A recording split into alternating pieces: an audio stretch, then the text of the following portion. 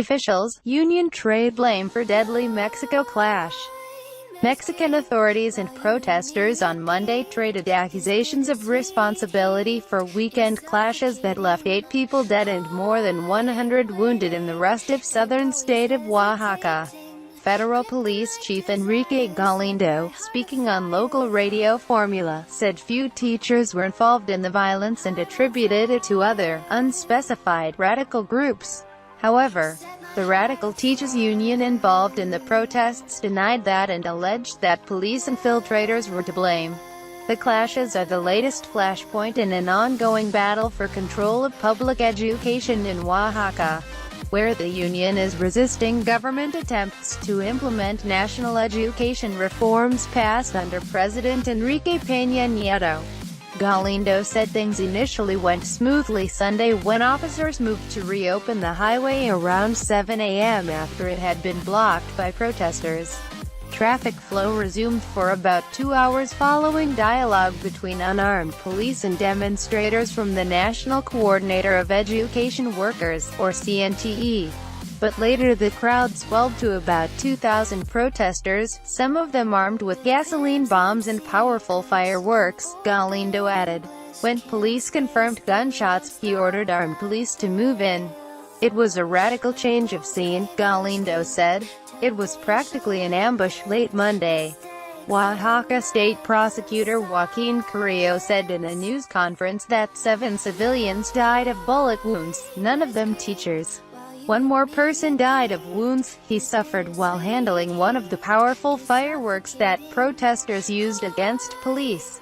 More than 100 people were wounded before police pulled back, Galindo said, adding that staying in Nochixtlan would have brought more serious consequences. At the news conference, Galindo showed photos of a police helicopter that had been hit by bullets.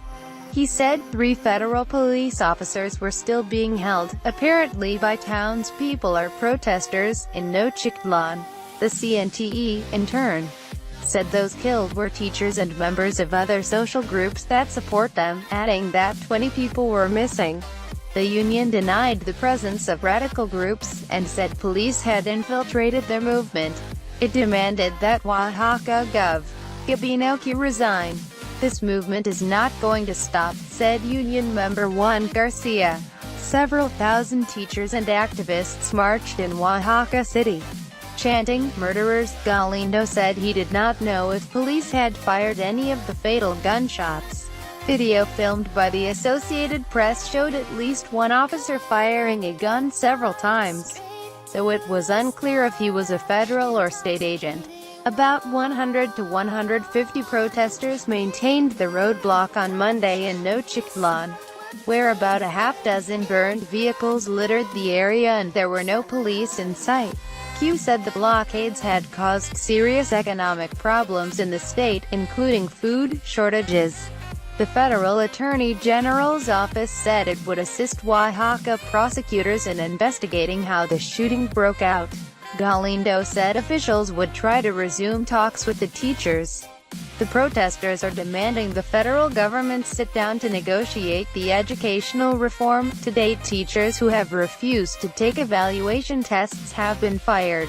The Radical Teachers Union in Oaxaca says local conditions in the heavily indigenous state should be taken into account in the testing.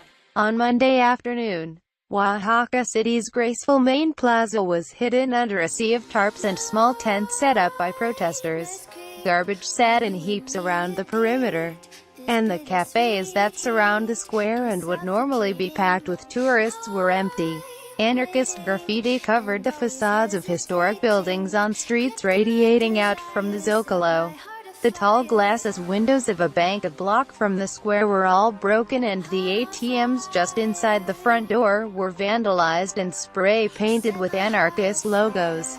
Mexico's National Human Rights Commission reported that journalist Elpidio Ramos Zarde of the newspaper El Sur del Istmo in Juchitán de Zaragoza, Oaxaca State, was killed Sunday.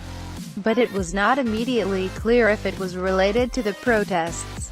Ramos Zarde had reportedly been taking pictures of some looters in Juchitán cleaning out store shelves.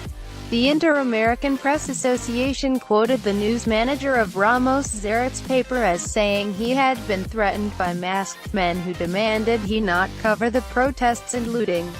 Teacher protests have been going on for years in Oaxaca. A decade ago, the union launched a 6-month takeover of central Oaxaca City that only ended after police stormed the barricades. Mexico's education reform aims to wrest control over struggling schools from unions that have often had sole power over hiring, firing, promotions and budgets. The CNTE strenuously opposes a new system of teacher evaluations and rules allowing for educators to be dismissed if they miss too many school days. Federal prosecutors accuse union leaders of setting up an illegal financial network to fund protests and line their own pockets. They allege the scheme operated in 2013 to 2015, when the union effectively controlled the payroll of Oaxaca's teachers. Following the arrest of some of its top leaders, the union called for a revolt.